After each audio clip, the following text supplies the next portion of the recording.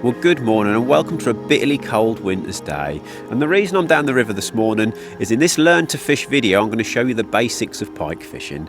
And the reason I say the basics is if I covered every aspect of pike fishing, this video could be about 2 hours long.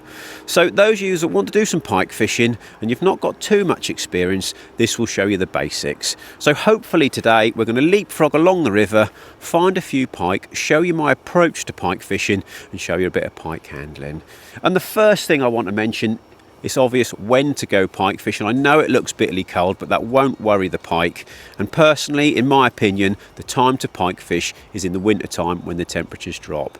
Pike might seem big, fearsome fish, but they can be very fragile and they don't like being caught in the warmer weather. So once we get to the winter time and we get a few frosts, it's time to get the pike rods out.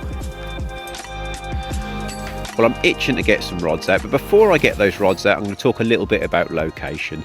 And as I mentioned, we're on the river today, and there's certain spots on the river that I look for when piking. The first thing I like, which is what I've got in this first swim, is a nice deep bend. The deeper water can really attract the pike. Another thing, if you've got any carrier streams or side streams that join the river, those junctions can be very good. But then don't ignore those bland straits as well.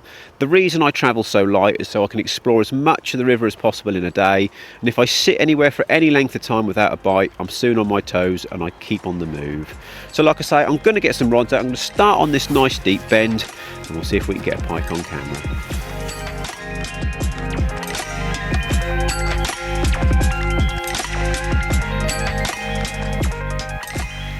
So the next thing to mention is the tackle itself. I'm going to start off with the hardware that I'm using, and I've got a 12-foot, 3¼ pound test curve dead bait rod. And then on that rod I've got a Shimano bait runner. Now something that's very important is you use very strong braid or mono. I'd say a minimum of 15 pound mono, but I prefer to use braid, and I've actually got 58 pound Daiwa J braid on here.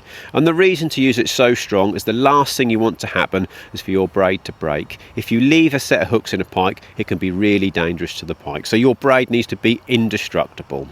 Then coming down to the rig end, I like to keep things really simple, and there's no better way to get bite indication than using a float, especially on these smaller rivers. So I've got a nice simple setup of a sliding pike float that runs up to a bead and stops on a float stop.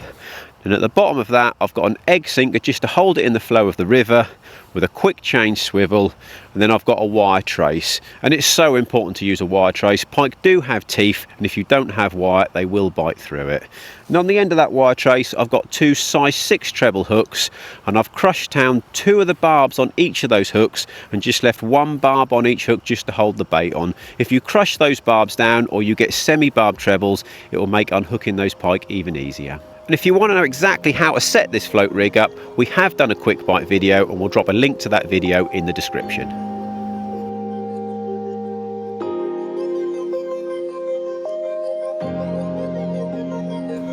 Now I'm going to talk a little bit about the bait that I'm using today. And we're dead baiting today, and you're spoilt for choice when it comes to different types of dead baits.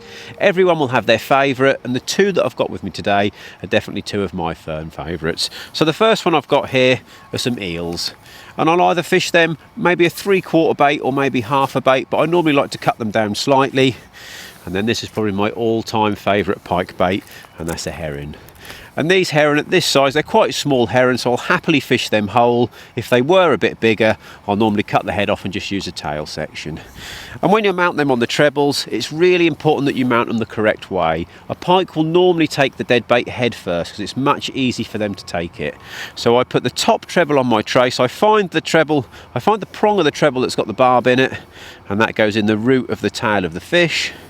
Then I straighten the trace up and then hook the other one down the flank of the fish. And then that's fished below that simple float rig that I showed you earlier.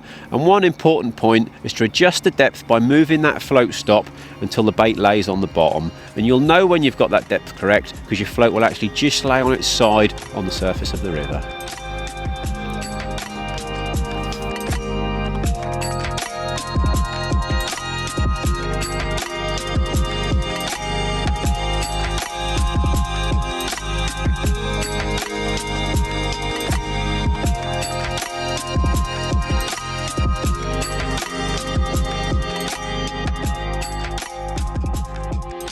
Well, at last one of the floats is now sliding away, so There's this myth that you have to leave it ages, but I'm going to strike this almost straight away. And yeah, we've got a pike. So the way to set the hook on these pikes is to wind, wind, wind till you feel some tension, and then just a nice smooth pull. I'll try and brave walking on this very frozen bank. Hopefully it doesn't collapse. I've managed to catch my other pike float in the process, but at least we've got a fish. Well, it's been a bit of a tough day today, and we've had to move swims several times to get a bite, but at last we've got a pike and he's perfectly happy sitting in that net. So whilst he's resting in the water, I'm going to get the unhooking mat ready, and I'm going to go through the tools that you need to unhook him with. Well, that pike is perfectly safe, just resting in the water in the net. So before I bring him on the bank, I've got my unhooking mat ready, I've made it nice and wet, and I've got the tools I need to unhook him. So a lot of people worry about unhooking pike, but having the right equipment to do it is so important. So the first thing I've got here is a nice long pair of forceps. A pike has a very big mouth, especially a big pike, and if them hooks are at the back of his mouth, you need to be able to reach them. And the second thing I've got is a pair of long nose pliers. They can have very hard bony mouths of pike, so you can grip really tightly on those trebles, and even in the bony parts you can twist them out easily with these pliers. And the last tool that I carry, I don't have to use this very often, but it's a pair of side cutters. And when I'd use them, sometimes every prong of your treble hook will be in the fish's mouth. And if you just cut off one of those prongs, it'll be so much easier to remove the hook. So okay, you damage that hook, but for the welfare of the pike, it's the kindest thing to do. So everything is ready. I'm now going to go and get the pike out of the water, and we'll show you how to unhook it.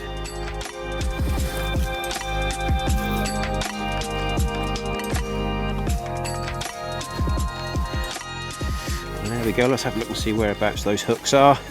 I've got one there that's just caught in the mesh, but I have got a rubber mesh on this lander net, which is a real big edge. If you use a rubber mesh net, it saves a lot of drama with the trebles. They come out so much easier. So I'm actually going to very carefully just lift him off the net and get the net out of the way. Lay him back on the mat. And what I like to do, I'm not putting any weight on the fish, but I've got my leg either side of him so that he can't move. And it's a real good idea. Turn him upside down. Now, I'm not putting those fingers too far in. If you go too far in, you'll hit the gill rakers and you'll get a nasty surprise. So just with your thumb on there, I'll probably be able to do this with the pliers. Just tease his mouth open, and that hook is just inside his mouth. I don't know if you can see in there. That's exactly why we strike quite soon. I've got a lovely hook hold. One hook is outside the mouth, the other one's just in there. So I'm going to reach in with those pliers, pop that hook out as easy as can be. The advantage of the semi-barbed trebles. Move the trace out of the way, and perfect. We'll now lift him up and we'll have a look at him.